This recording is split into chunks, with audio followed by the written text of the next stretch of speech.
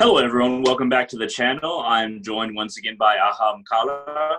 Welcome back to the channel. It's really good to speak with you once again. Yeah, nice to see Hunter as well. A long time. We make a first video and looking forward for your questions and talking about a great subject. Yeah, we choose subject of that today. For sure. So, Ahamkara, so we are focusing on death for this video. The topic of death, how it happens, what happens to the physical body, what happens to the consciousness. Is there anything uh, that really jumps out at you as far as your own path about death that you'd like to start with initially? Because with every different spiritual path, with every different kind of shamanism, there's a slightly different view of death. For Siberian shamans like yourself, is death more of a transition, or does it have to do with the spirits and gods that guide you? How does death happen from a Siberian shamanistic interpretation? We see death as something very natural for our life, and it is a transition, of course, because you get from world of the material world, you shifted to the dream world, to the world of the spirits, and in a way, it's also important moment. We see it as a result of our life, yeah, because we have some task for life, and when we dying, actually, it's a moment of, you can say, result, yeah, what result you get at the end. And what you say about consciousness, it's pretty important, your level of your consciousness at the end, because sometimes we begin our life very brave, very good, yeah, and then at the end of the life we like losing all that experience or all the good things what we collect. And for that reason we believe that end of the life, actually it's most important moment of the life, because it's a result, yeah. That's how I can say in the what is come in mind first, yeah, for me about that. Yeah. That makes sense. So as far as I'm going to ask a couple questions based on a couple people, a part of my own Facebook group that wanted to pose these questions to you. So one of the questions was, how long does it take for the soul to depart the physical body once it's pronounced dead? So when you initially die, when the instruments cannot physically pick up any life signs, how long does it take for the soul to actually leave the body? And what is the process of actually it passing on from the physical manifestation? We see it as a quite a process, and in Siberian Altai shamanism we have 5 souls. Yeah, I don't remember if we talked it last time about it. We did. And the main soul, which don't have a death, which is living, we can say forever. This soul left the body during 40 days, like maximum as a 40 days. And because of the 40 days, normally after 40 days, people come and meet and then say the last goodbye. Yeah, like the last kind of ceremonial process to say goodbye, because the soul is already completely separated. You can be sure that is in 40 days is separated. Sometimes it go faster, sometimes it go slow.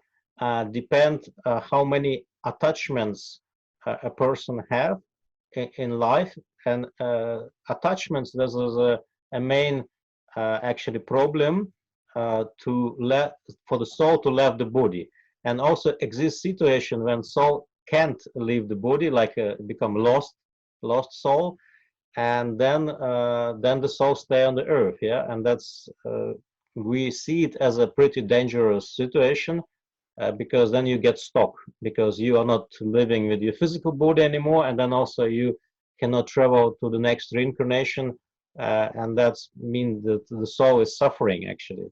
And we work also a lot with the lost souls as well, as a shamans, healers in Siberia, to help them to go to the light, or we call it to go to Tengri. Yeah, Tengri is a high spirit. Tengri. I did actually hear about Tengri when I was researching a Mongolian religion. So Tengri, so just tell us a little bit about Tengri, because I just briefly skimmed over it when I was researching Genghis Khan and the native religion of the Mongols that we know that invaded Europe and all that. Is there anything that you have to say on that particular spirit or god when it comes to Uh, that? yeah, I'm not so much study Mongolian shamanism, but yeah, I know that Tengri is the big spirit there too. Maybe it's very similar with the Altai shamanism. We say Tengri is like a creator, yeah, like what is in many religious people say God. We call him Tengri, creator, and we believe that all what exists is coming from Tengri, and then at the end, after the death, it's coming back to the Tengri, yeah. And that's for our soul, which don't have a death. It's also a way to travel to the Tengri world, and we see Tengri from the Earth reception, um, like a universe, like a stars, like a Milky Way, and actually belief of the shamanism in Siberia that Milky Way it's a way to the Tengri. And when we die, actually our soul goes so fast that you become feelings like you are in a tunnel, but this tunnel is just billions of the stars around you which you go through to get to the Tengri. It's like a kind of channel what your soul supposed to take to get to the Tengri after the death. Your question, I think it's a lot of similarity with the Tengri, Mongolian and Altai shamanism, because also geographically we are very close. Mongolia and Altai, it's have a border actually, Yeah. and but there's also some difference as well. Because I have a friend, she is Mongolian shaman, and she tell me about her vision of Tengri, and it's not 100% similar. That makes sense. That makes sense. So, bringing it back to what you were talking about, the final soul leaving the body, that you said it took 40 days, correct?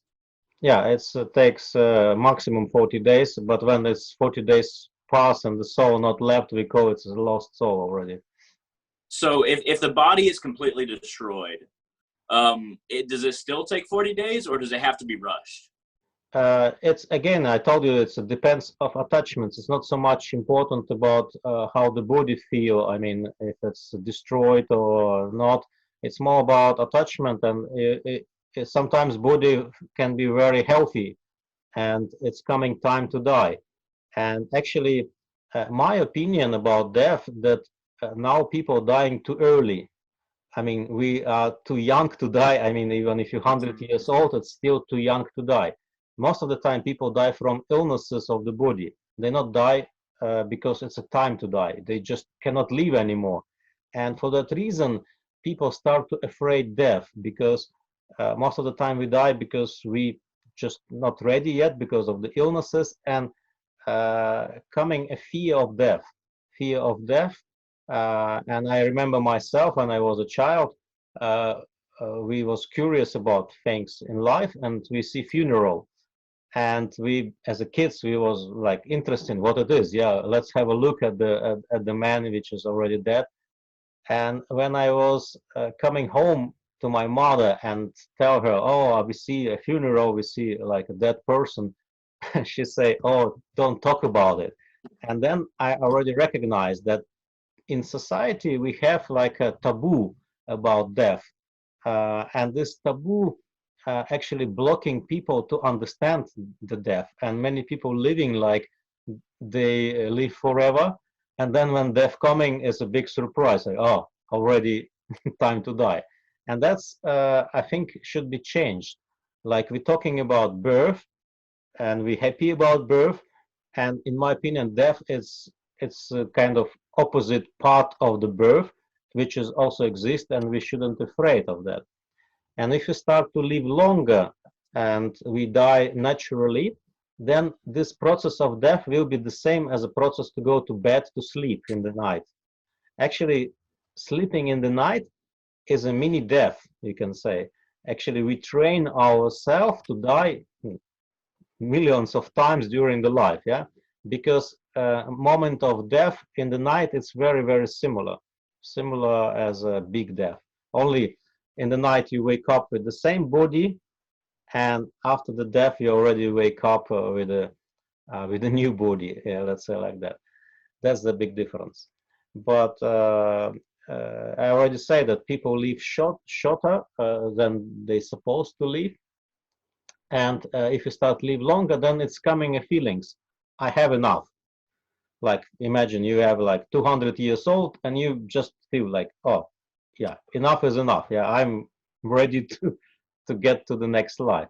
And then you can choose your date of death. For example, you can say, okay, I'm dying today, or I'm dying in next month. Yeah, that's how the death should be in ideal way. Yeah, but now people just have to die, like they don't want, but they have to because of the illnesses. That's my vision of that process. Excellent. So, like, two things. So, one, I heard in the Mahabharata, which is a Hindu, epic poem, the longest one in human history. Uh, every day people die, but we live as though we were immortal. This is the greatest wonder. And, people not really appreciating that every day people die, so we should take advantage of this life. That's we don't like to think about death. It becomes a taboo because it is beyond what we have been focused on, which is material and our material existence. And another thing, so a lot of Hindus believe, including myself, that when you go to sleep, your soul goes back to the source. And all that is left is the ego and your desires and your wants. So all that is left right here that's dreaming, your dreamscape is made up of different collaborations, understandings of the ego, while your soul is resting with God while you sleep. So in a way, it actually does go to your point that we kind of die every time we go to sleep. This is something that actually does occur in many different spiritual understandings, so it's really good to hear it. So I was going to ask you another question before we go on from the Facebook group that I'm in, the Makeshift Tribe.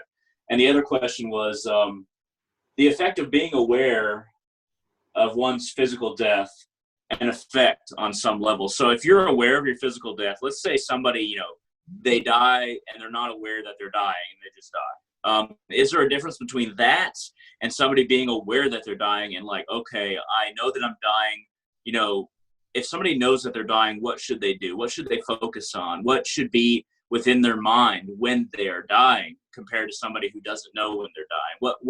What should somebody focus on? Yeah, good question. And actually, that's what I teach also people.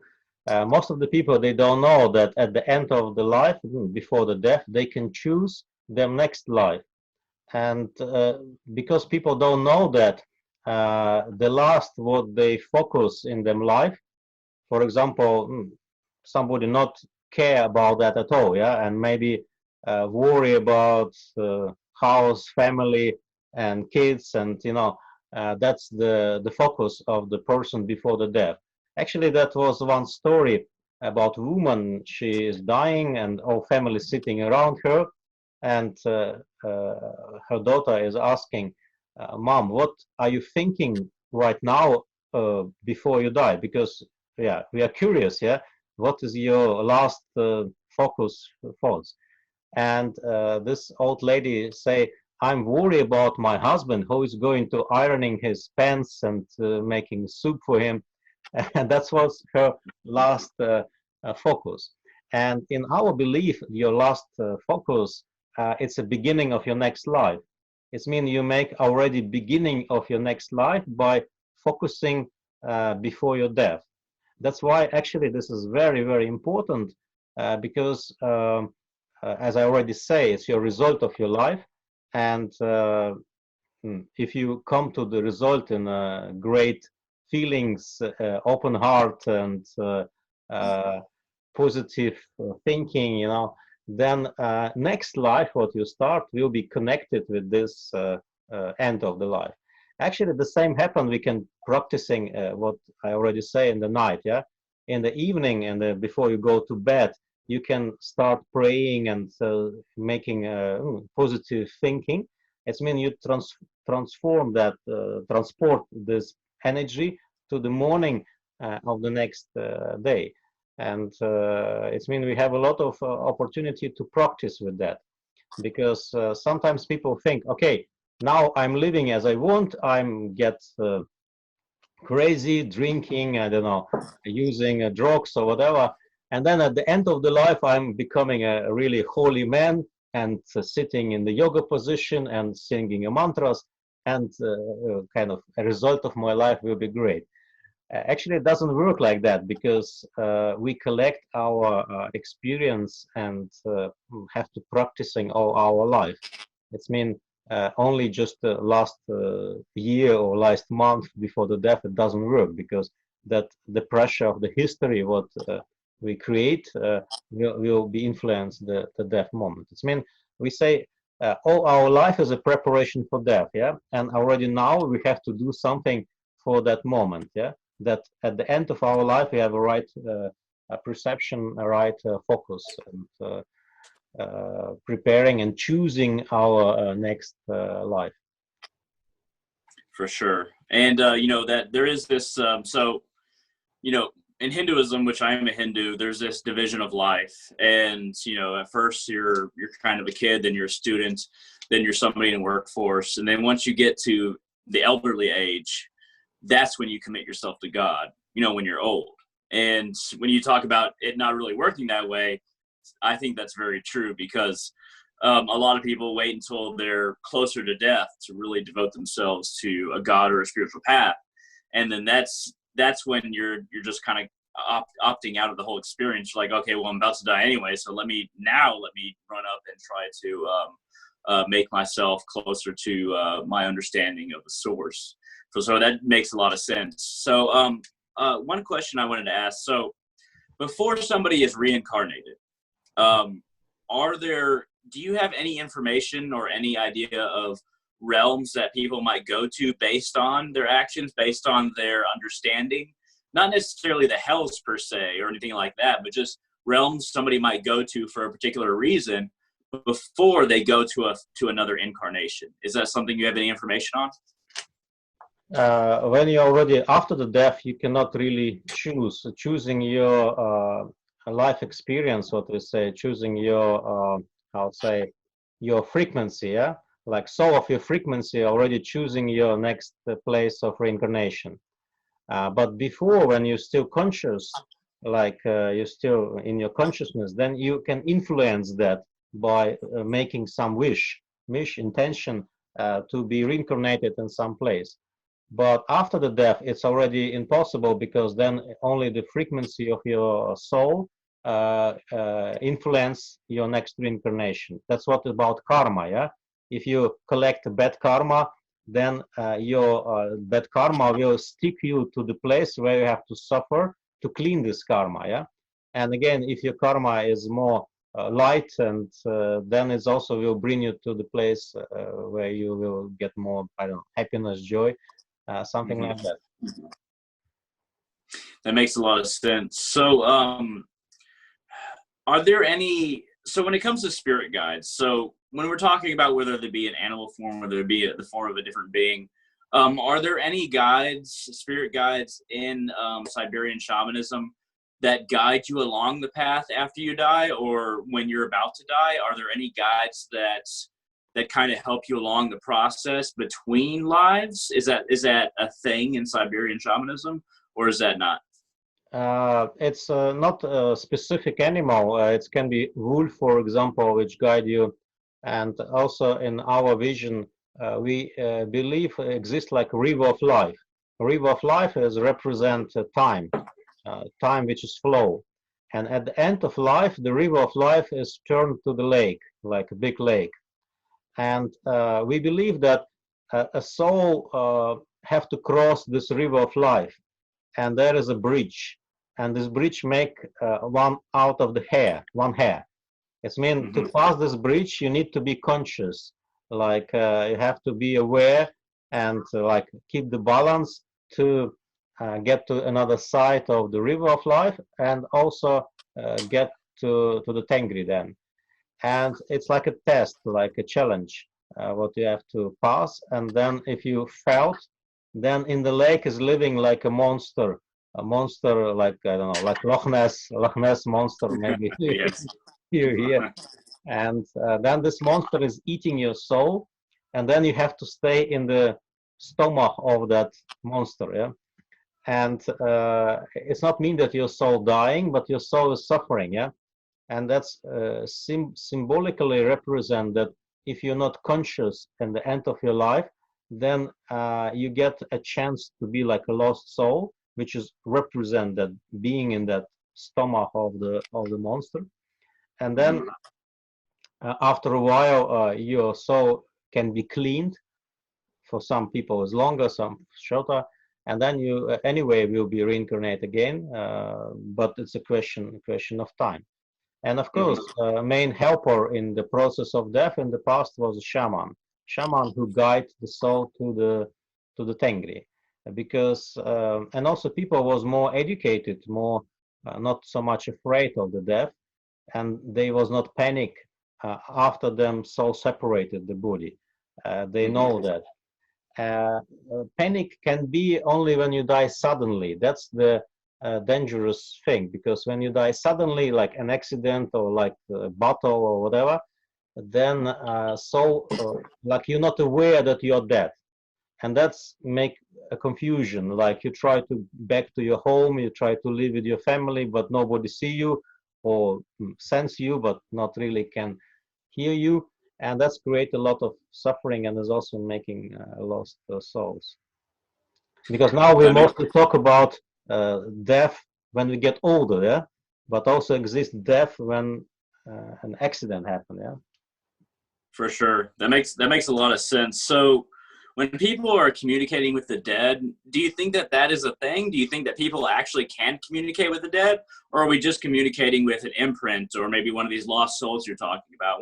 When somebody is communicating with the dead and receiving information, is that truly the dead, or what's your understanding of that as far as communicating with the dead? Is it possible? Yeah, I think it's they communicate not with the death, because how we can communicate with the birth, yeah. I communicate with the birth. Yeah, sounds very silly. Yeah, but actually, for me, when somebody say I'm communicate with the death, it's also a little bit strange. But you can imagine death as a transformation energy in the universe. Yeah, like a big transformation energy of the universe, and we call this energy spirit of Ehrlich.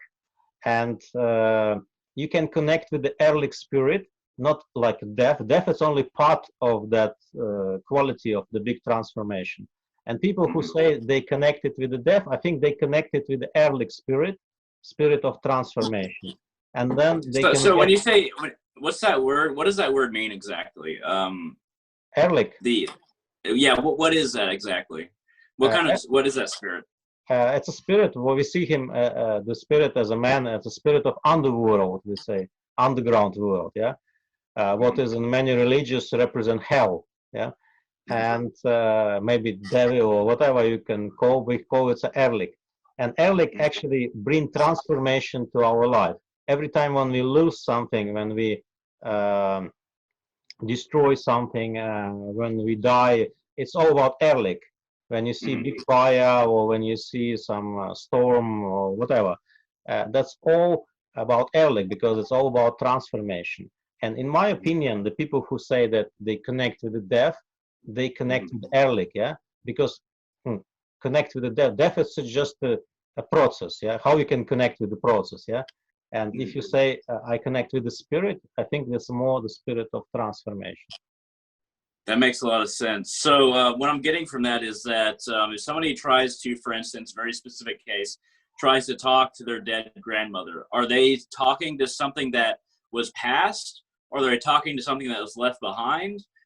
Are they communicating at all with that specific dead spirit, or is it just not actually happening? Uh, in our vision, when we talk with our ancestors, that's what you mean. Grandmothers, Yeah. grandfathers, which is already past. We connected not with them soul. Soul already go to the Tengri, to the high spirit, yeah.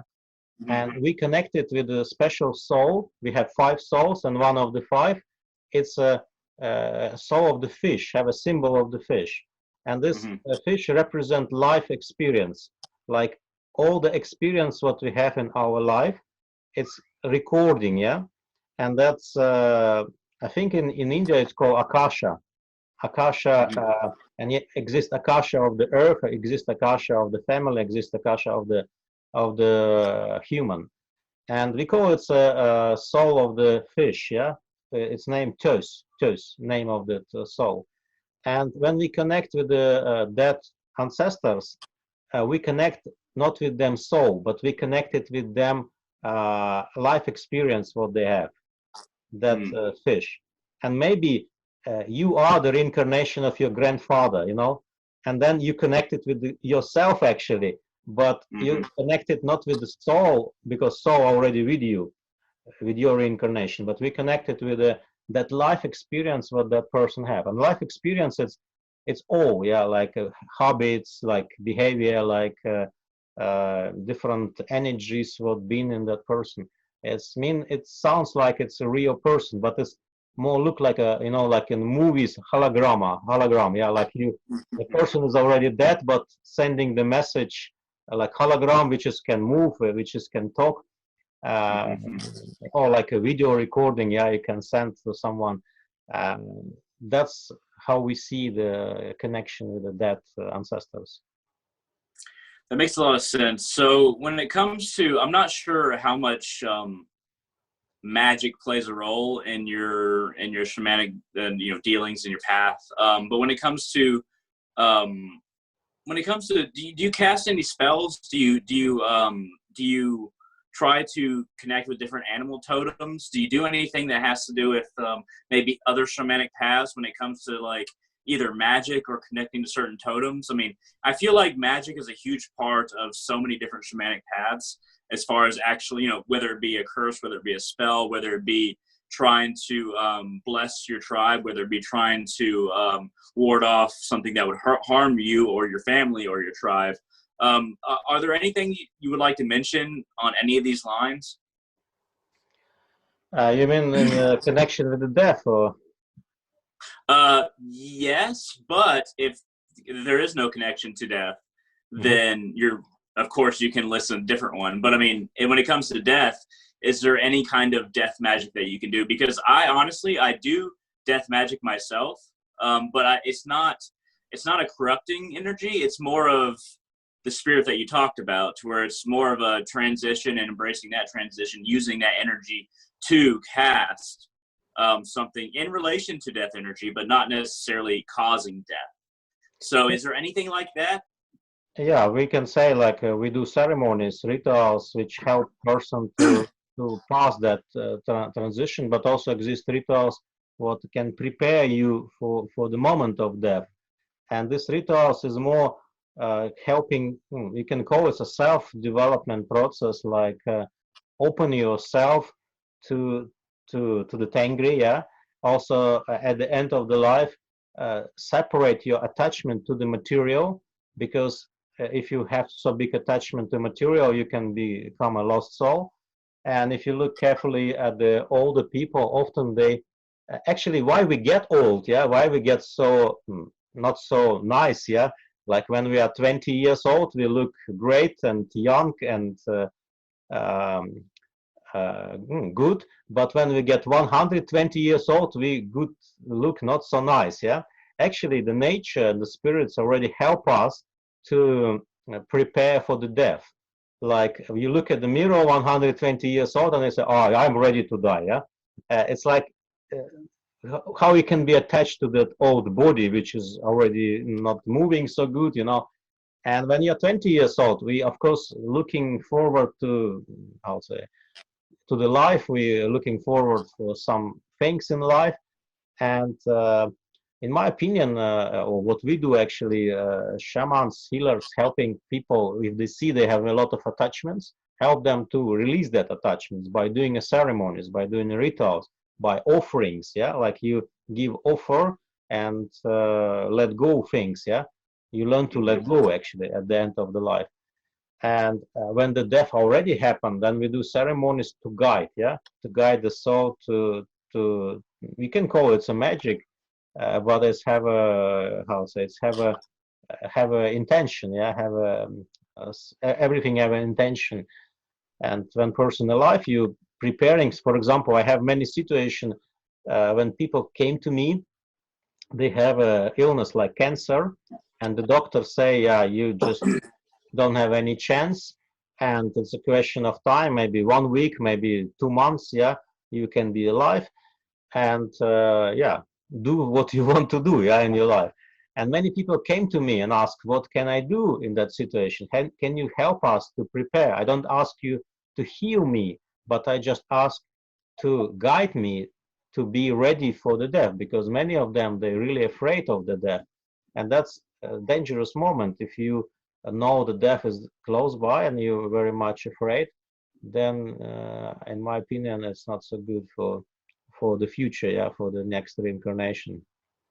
Yeah, that makes a lot of sense. I greatly appreciate that. So I think we're reaching the end of this particular episode. I'd love to work with you in the future. But I'd love to, we can keep on talking after the end of this segment. But as far as like, okay, so just imagine somebody in the West, like somebody like me. Let's say somebody in Texas, but they're not spiritual at all. They don't have any spiritual connections. They don't have a church. They don't have a temple. They don't have a synagogue. What advice would you give to somebody that is not spiritual, maybe seeking the spiritual, of course, but what advice would you tell somebody to kind of like move them either towards spirituality or just to living their lives? Do you have any advice just for living your life in essence? I would say like this for these people, start asking yourself a question. What is life? What is death? What is birth? What is dreams? Asking yourself a question and try to answer that question for yourself, not for somebody else. And then it can bring the person into the spirituality, yeah? Because if you are just afraid of the death and keep it in a distance like this, then it doesn't help. Because anyway, death will come, and everybody know that. And if we start asking what it is, yeah, why we are here, why the flowers grow, why the sky is blue, and if we start asking ourselves these questions and try to find answers, then anyway, life bring people to the spiritual path for sure. I'm sure about it, because this is a big important thing of our life, because now most of the people, what you say, normal people, they are focused about material health, money, food, house, yeah, car, and the focus about material so big, then the focus about the spiritual part is so less, and that's make this balance. And if we start to put material as a priority, we start to be suffering, and we have a lot of problems in our life, different problems, maybe accidents, maybe health. Just high spirit always show us that material is important, but not most important in our life. And that's what I want to show people, like material, yeah, we need the material, but it shouldn't be most important than the spiritual, yeah. And that's main advice for these people. For sure, man. I back all that 100%. Non-materialism is the direction of life that I have chosen, of course. And, I honestly, like when you talk about asking questions about life, death, why am I living? That's what really started my spiritual path at a very young age. Why am I here? What should I be doing? How do I connect to something higher than myself? Those were the questions that led to my spiritual path. At any rate, thank you very much for joining me, and thank you very much for your work as far as being a shaman. Thank you too. It was a great pleasure to be here with you.